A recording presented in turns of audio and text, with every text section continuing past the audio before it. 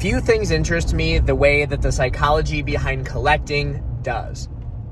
The mirror to that is the psychology behind selling. Today I'm going to discuss both.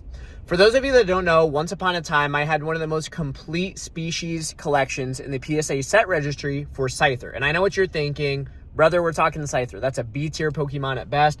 And most people would agree. For me, it's S though. And let me tell you some background about the Scyther PSA set registry. It is actually one of the most competitive set registries that you're going to find outside of things like Charizard and Pikachu.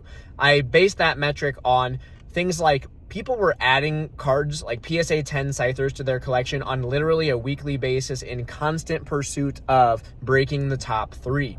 With that said, my collection was ranked number 3, and there wasn't a humongous amount of space between ranks 1, 2, and 3 at that time. That said, I've been asked, where does my collection stand now?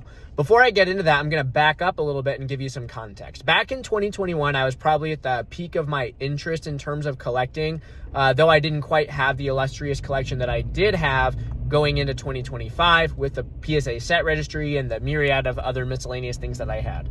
But back in 2020, I did have a decent amount of cards, and even spanning beyond just Pokemon. I was into Naruto, Yu-Gi-Oh!, Dragon Ball IPs, things of that nature. Well, at the time, I was seeing people who I respected the opinion of, and the two that come to mind are Old School Pokemon and Catch 'em All Collectibles. They have a really nice podcast called Pokeflips that is probably one of the most consistently output pieces of content spanning over the past 6 years' time. With that said, I remember seeing these two, they once had like very, very complete and full Wizards of the Coast collection. So we're talking base set through, Sky Ridge. Dan had every card, every chase card, so every holo and otherwise, in PSA 9. And I don't care who you are, no matter what, till the end of time, that's going to have been a cool thing to have. And Old School Pokemon had something similar. I believe he had all the PSA, maybe he had PSA 9 holos, but I know he had the binder full of them, and then also just like some other insane items too.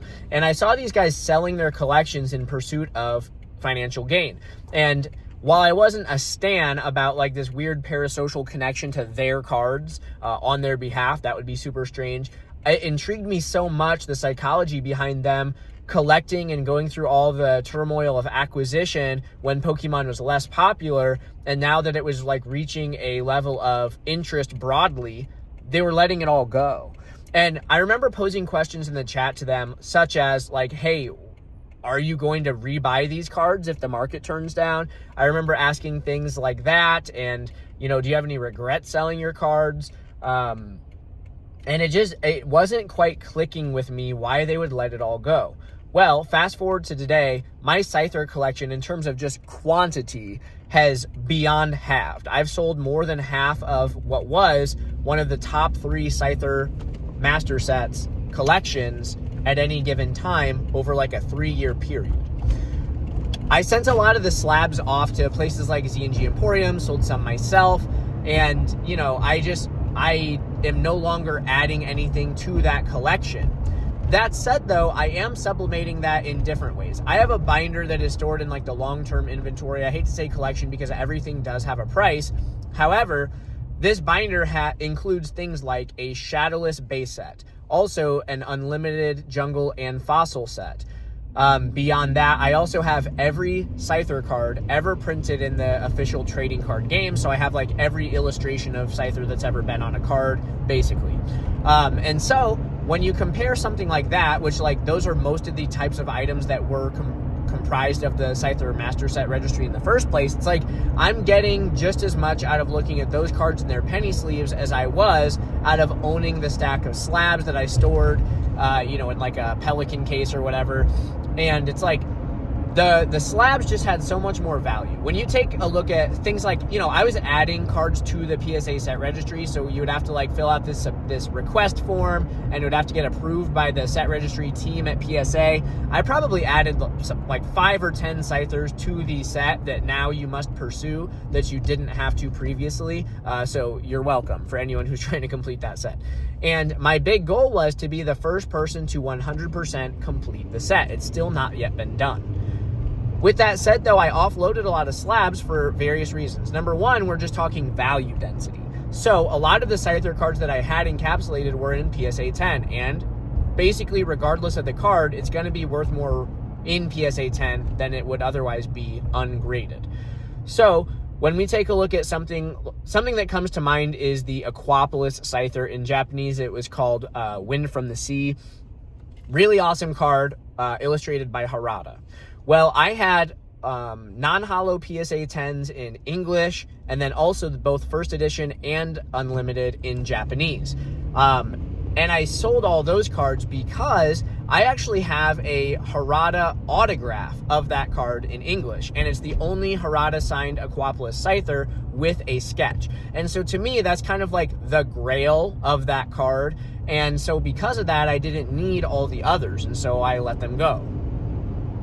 In addition to that, I have that same artwork in reverse holo in the binder that I just previously mentioned.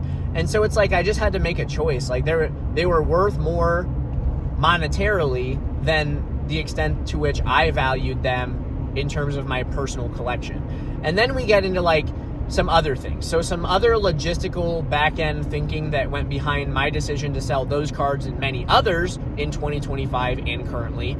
My wife and I have life goals and financial goals. And one of the things that we are very passionate about is wanting our children to have great access to their parents.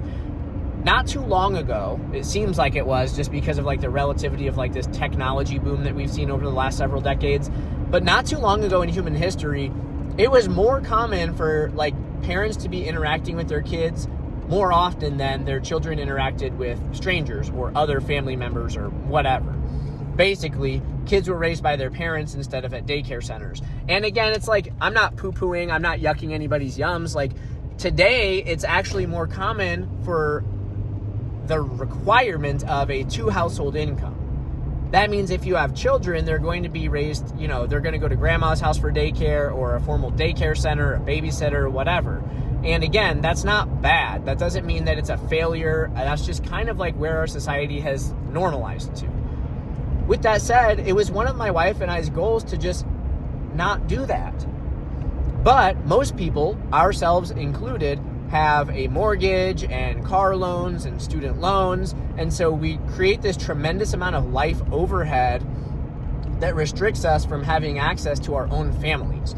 And so what my wife and I were able to do in part, thanks to Pokemon, was pay off both of our vehicles, our student loans, and some bigger repairs on our house. And now my wife is able to stay home. So we're a single income household that's being supplemented through my 2 Pokemon businesses, Pikachu Collectibles and Geminspector LLC. With that said, now that my wife is staying home, our children have such greater access to their parents. And so long as we're not tremendously messing it up, which I always talk about how no one's going to be batting 1,000 here. It's like, I think that in 20, 30 years time, both ourselves and my children will look back on their childhood and be very thankful that we got to spend so much time together in the age of technological disconnection. And so for me, that was tremendously worthwhile. I outweighed the value of my family's togetherness more so than a praying mantis with swords for hands encased in some plastic. But that's just my prerogative. So I'll end this video with the question: is there anything that you value more than the cards you currently possess?